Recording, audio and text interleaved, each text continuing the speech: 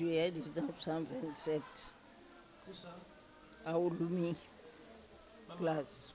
Parce qu'avant, c'était la brousse. On faisait nos plantations à la.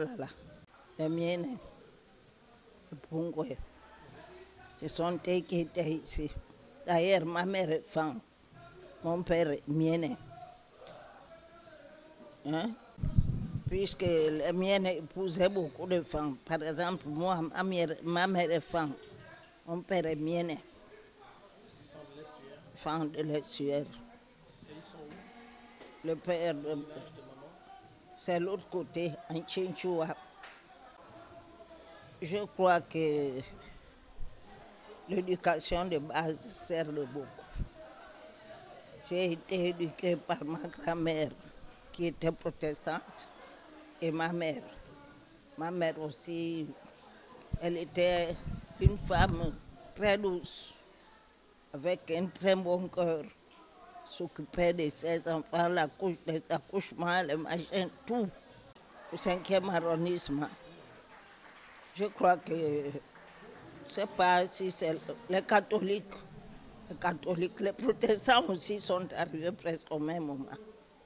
Puisque mon grand-père était presque pasteur, il enseignait, il faisait l'éducation des pasteurs à la mission protestante. C'était à Baraka. Oui. Il a épousé la fille américaine, c'était sa première femme. Une fille américaine qu'ils ont amenée, qu'ils appelaient Julia. Il a mis beaucoup d'enfants dans la famille de Simon. Là, ce sont les enfants de mon grand-père. Et quand il est mort, il a traversé l'autre côté pour épouser ma grand-mère, à Roué, à Radjaïno. Elle était presque la dernière. Et elle est morte aussi en dernier lieu. C'est fou. Quand ils sont descendus, les Akélés sont restés. Je sais, d'après ce qu'on m'a dit, hein, je n'étais pas vivante, mais on m'a dit que les Akélés sont restés à.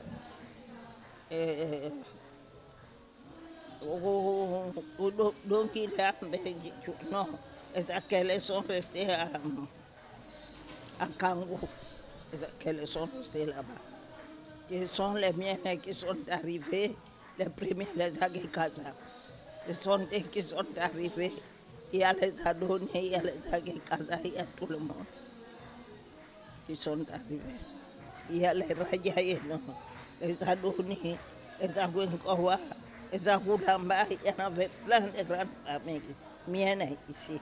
Il y avait aussi des familles fortes? Les femmes sont arrivées après. Les femmes sont arrivées après, ce sont les miennes qui sont les premiers à Libreville. Si. Il y a vraiment des Pongouais, il y a eu aussi des mariages entre les Pongouais et les femmes. Par exemple, moi, ma mère est femme, mon père est mienne, pur de Libreville.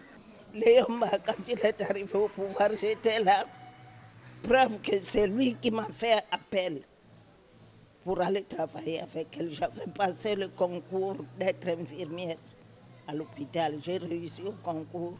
Je devais commencer à travailler. On me dit, le président Léomba t'appelle. Je dis, ah, président Léomba, faites appeler les gens. Il m'appelle, pourquoi? Je vais faire quoi là-bas? J'ai dit, j'irai. Ma belle-sœur, il vient. Elle me dit, Léomba t'appelle, il a besoin de te voir. J'ai dit, il va aller me taper là-bas. Quand je suis allée là-bas, il m'a bien reçu. Et Léomba, nous étions j'étais avec ma belle-sœur. Ma belle-sœur, la grande sœur à mon mari. Mon mari, lui suivait les jumeaux. Il y avait 2 jumeaux devant et lui derrière. Il y a une qui a eu des enfants avec Léomba. L'indépendance du Gabon. Oh là là. Vous étiez où, maman? J'étais chez moi, à Glace. À Glace, chez mon père, à Ouloumi. J'étais à Glace. C'était la joie? C'était la joie. Et les Pongouais, ce sont eux qui ont placé Léomba. Ce sont eux qui ont placé Léomba. Léomba les a vus.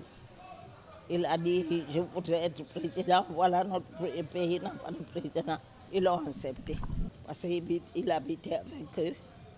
Il avait des femmes, miennes, il avait des femmes, il avait des femmes qu'il a amenées de là où il était en prison. Il parlait beaucoup de langues et il connaissait nos pères. Il connaissait par exemple mon père, il connaissait mon père, mon grand-père, ma grand-mère, mon grand-père maternel, mon grand-père paternel. Il connaissait tout le monde. Les aïeux, ce sont des vrais Gabonais.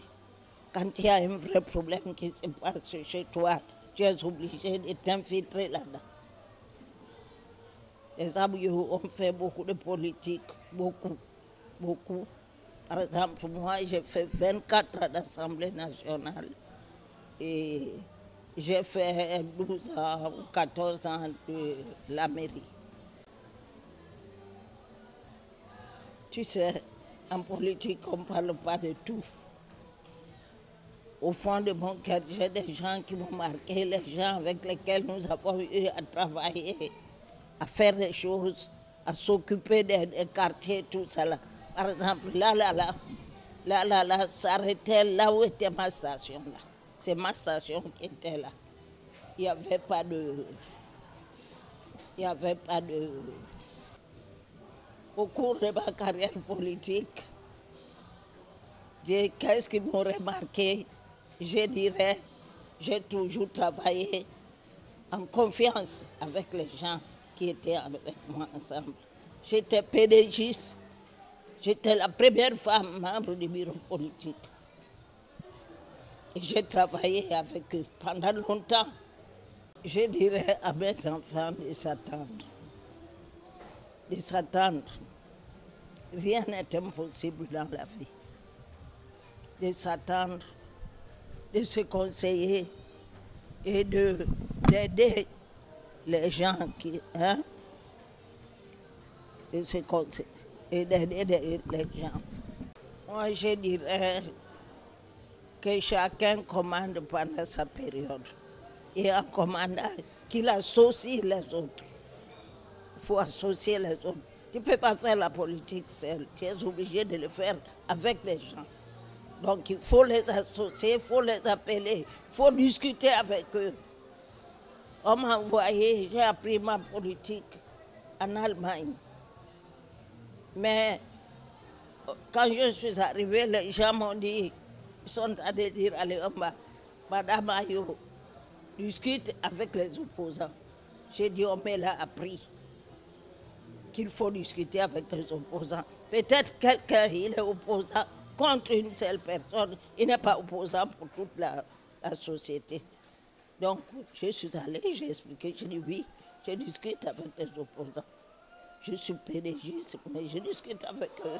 J'essaie d'expliquer ce que je connais. C'est Léoma qui m'a mis dans la politique.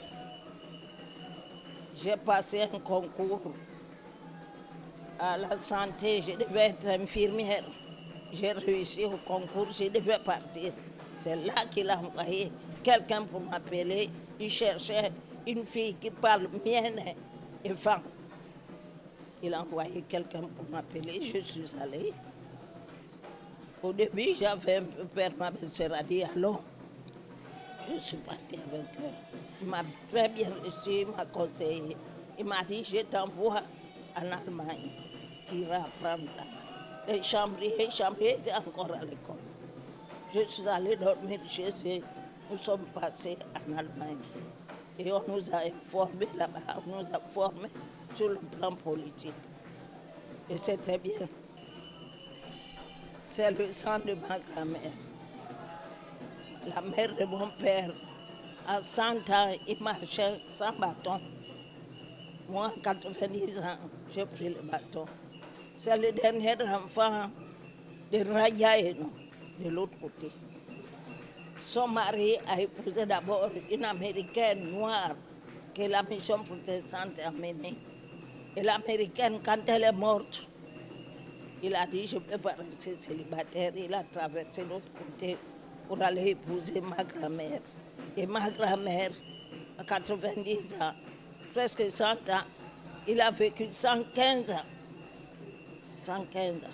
Et pendant les 115 ans, il lisait sans lunettes. Il écrivait sans lunettes. Et j'ai hérité d'elle. Famille Ayou, c'est mon mari qui s'appelle Adibé. La famille Adibé. Moi, je suis une Adibé. J'ai épousé les Ayou. Je suis leur femme. Je suis chez les Adibé. Je suis une Adibé. Nous avons la chance de vivre longtemps. Ma grand-mère a vécu 115 ans. Il marchait sans bâton. Il montait chez les Radiaïnos, chez les Peter. Et l'autre là, il montait sans bâton à la mission protestante de Baraka. Donc nous tous, mon grand-père était presque pasteur là-bas. Il enseignait, faisait l'éducation pastorale. Donc, j'ai vécu, j'ai grandi au milieu de mes grands-parents. Au départ même, je croyais que j'étais à Gunkowa, or que je suis une Adoni. Ça fait deux tribus différentes. Mais comme c'est ma grand-mère qui m'a élevée, il a été toujours avec. Maman, avant de vous dire au revoir, dernière chose, un message à l'endroit de vos petits-enfants, ceux qui sont vivants, et même ceux qui seront peut-être là après vous. On aura peut-être la chance d'avoir ces images-là quelque part, lorsque vous et moi nous ne serons plus là. Qu'est-ce que vous pouvez leur léguer comme message? Je peux leur dire que dans la vie, il faut être sage et respectueux, savoir respecter les autres. Quand on te dit ne fais pas ça, il faut écouter. Quelqu'un ne peut pas venir te dire que ne fais pas ça s'il trouve que c'est bon. S'il vient, c'est qu'il a quelque chose au fond de lui ou bien il a appris quelque chose de vous. Il faut être sage, il faut être respectueux, il faut savoir écouter les conseils des autres. Il faut écouter les conseils, c'est très important.